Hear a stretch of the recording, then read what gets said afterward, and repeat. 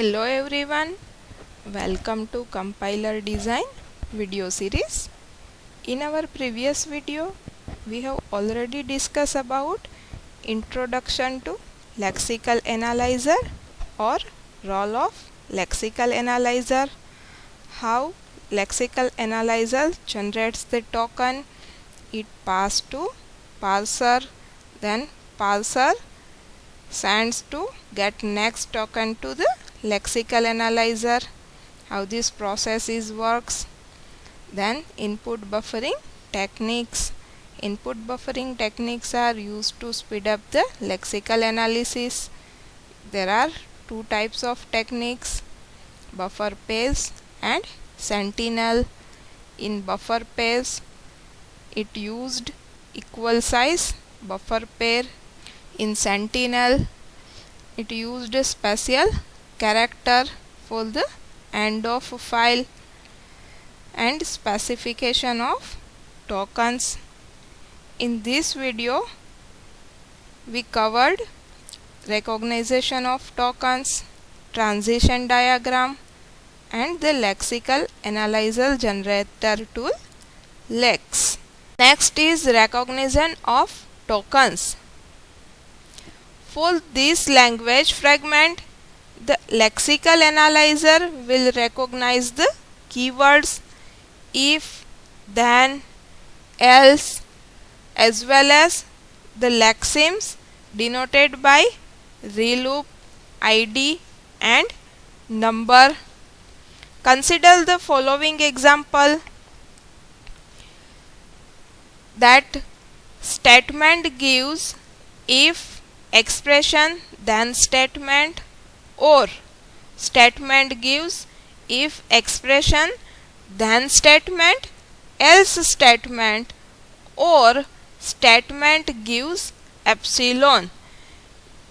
Expression gives term reloop term, or expression gives term. Then term gives id, or term gives number. This grammar for branching statement. So how you recognize the token? Well, the terminal if, then else, reloop, id, and num is generate, then sets of strings given by the following regular definition.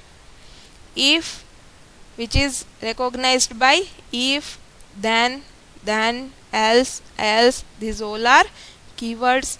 So keywords are identified by itself. Reloop, it considers any relative relational operators. Digit, which considered combination from 0 to 9. Digits, which gives digit plus, it means one or more digit. Digit gives 0 to 9. So digits gives combination of 0 to 9 characters. If you used any unsigned numbers, then it gives number gives digit, or 0 or more digit, 1 or more digit. It gives question marks, it means it either 0 or 1. Then after exponential, plus or minus, then after digits. Letter gives combination of A to Z, either it is capital or it is small. An identifier gives letter which is followed by letter or digit. Here the rules of identifier is applied. Any valid identifier which is start with letter and letter is followed by any letter or any digit. For any white space, it gives in terms of blank space or tab or new line.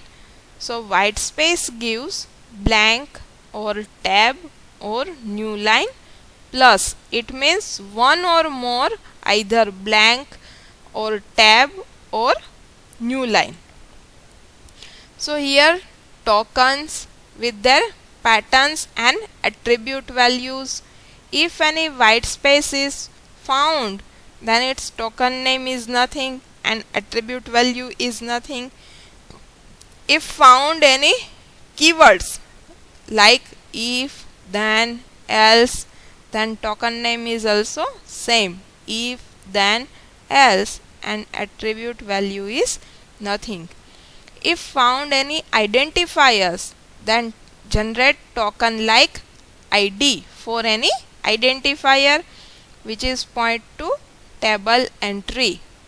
If any number is found, then token name is number and it is also pointer to table entry.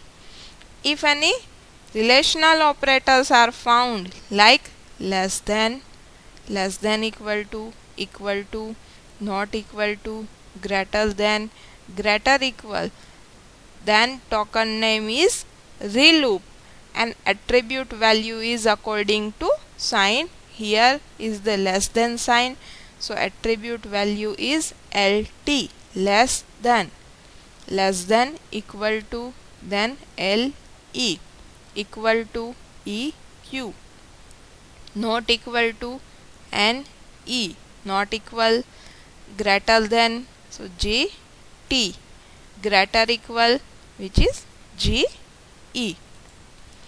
What is transition diagram? Transition diagram is nothing but it is a stylized flow chart. It is a diagrammatic representation to depict the action that will take place when a lexical analyzer is called by the parser to get the next token. It is used to keep track of information about the characters that are seen as the forward pointer scans the input. Transition diagrams have a collection of nodes or circles called states. Each state represents a condition that could occur during the process of scanning the input looking for a lexeme that matches one of several patterns. Edges are directed from one state of the transition diagram to another state. Each edge is labeled by a symbol or set of symbols. So here we understand with the help of example. Some important conventions about the transition diagrams are: certain states are said to be accepting or final state. These states indicate that the lexeme has been found, or we always indicate an accepting state by a double circle sign.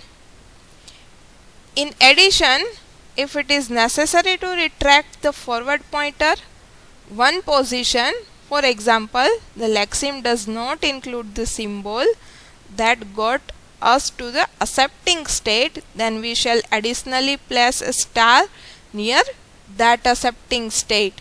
It means if that state is repeated for 0 or more times, at that time star is indicated by that state.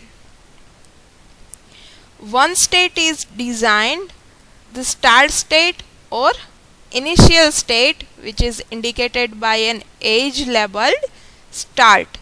Whenever you start your transition diagram, then your first edge will be indicated by start.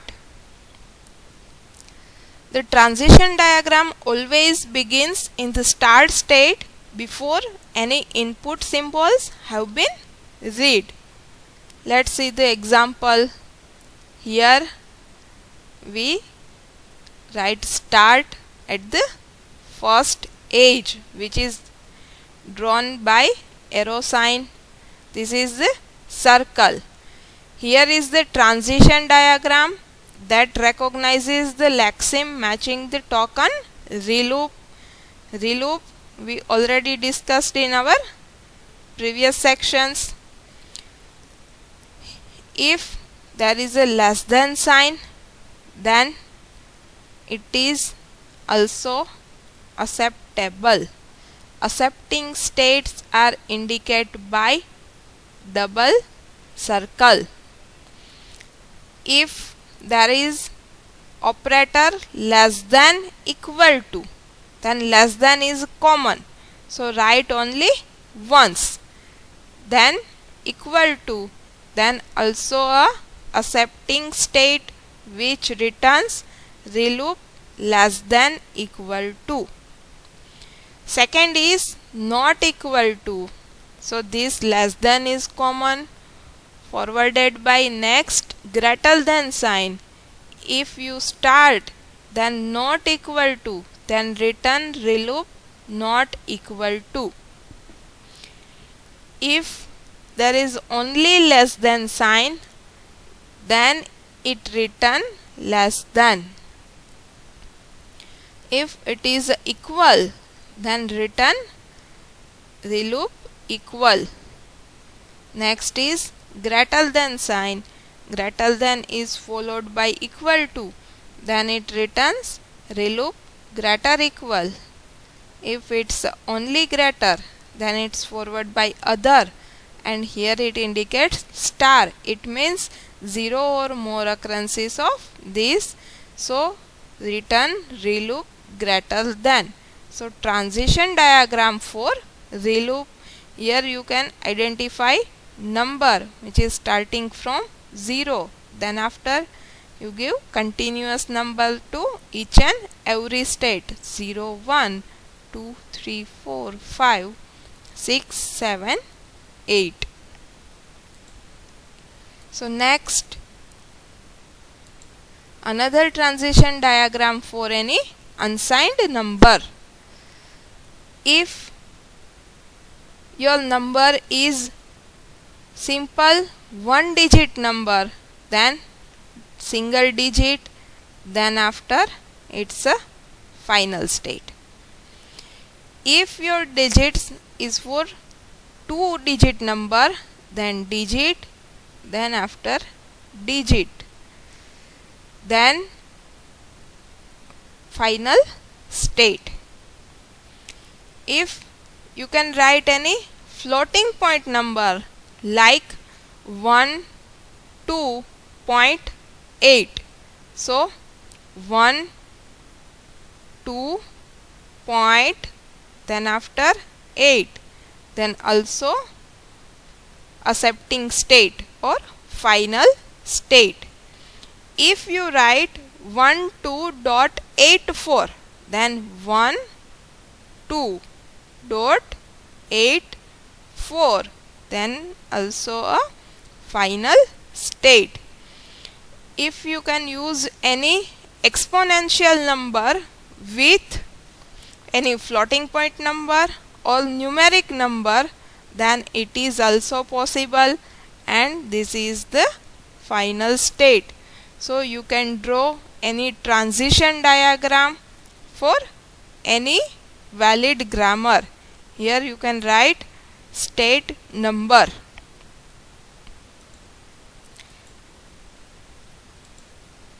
Next is lexical analyzer generator tool, Lex. For lexical analyzer, any input file is written in the Lex language, describes the lexical analyzer to be generated. In here I considered Lex source program, which is written as lex.l, which is passed to the lexical analyzer, which generate the file lex.yy.c. The later on your lex.yy.c file is compiled by C compiler and generate a file name called a.out. The C compiler output is a working lexical analyzer that can take a stream of input or input stream and produces stream of tokens or sequence of tokens. So how can you create a lexical analyzer with tool Lex?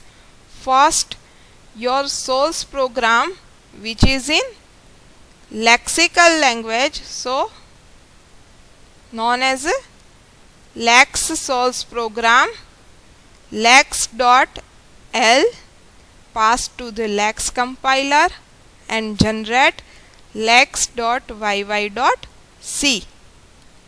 lex.yy.c is give to the C compiler, which generates a.out, and C compiler output is a working lexical analyzer that can take a stream of input character and produces a sequence of token or stream of tokens. So what is the structure of Lex program? How can you write the Lex program? You already know each and every programming language has its own structure. You very well know the structure of C program. First, we have write your program name or author name or date created in the first section. Then after you can include header file, then global variable declaration, void main, declaration part, executive part, then after user defined function.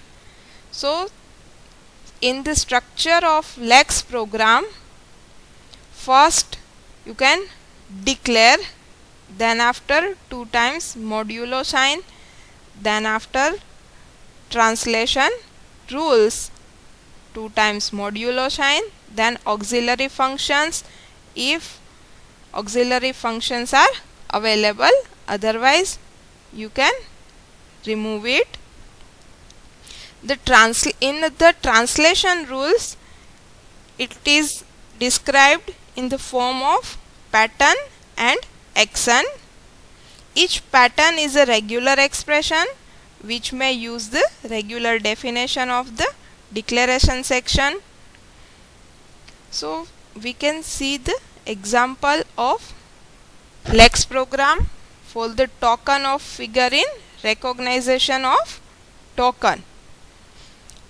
So here is the definition of manifest constant, which is written in this. First write regular definitions. This is a comment line. First is the declaration. So here delim, which is for tab and new line, space, tab and new line. White space means delim plus, so one or more space or tab or new line. Then letter, which is identified by A to Z, capital or small a to z, digit 0 to 9. ID, any ID is represented by letter which is followed by letter or digit. 0 or more occurrences of letter or digit. Number gives digit plus, dot, digit plus, or if in case of exponential part it gives e plus or minus. If your number is in exponential form, then it considered this part, then digit plus. In translation rules, if it is white space, then no action or no return. If it founds if, then return if, then return then, If found else, then return else. If any keywords are found, then return that keywords. If any identifiers are found, then it considered its value. YYL value is equal to integer install id. Install id is a function to install the Lexim whose first character is pointed to by YY text and whose length is YY length into the symbol table, and return a pointer there too, which is considered from the symbol table. For number, YYL value is equal to integer install num. Install num is another auxiliary function similar to install id, but puts the numerical constant into a separate table. If less than sign, then YYL value equal to less than, return reloop. Less than equal to, not equal to, greater than, greater equal. So here is the basic example of Lex program for the reloop. So in these videos we have already discussed about role of lexical analyzer, input buffering techniques, specification of token, recognition of token, lexical analyzer generator tool Lex. Today we discuss recognition of token, transition diagram, and the lexical analyzer generator tool Lex. So which type of questions to be asked in your GTU exam? First is explain recognition of token. Second, what is transition diagram? Explain with example. Here you can write any example. Next, explain lexical analyzer generator tool, or what is role of lexical analyzer generator tool. So in these questions you have to write about Lex. Thank you.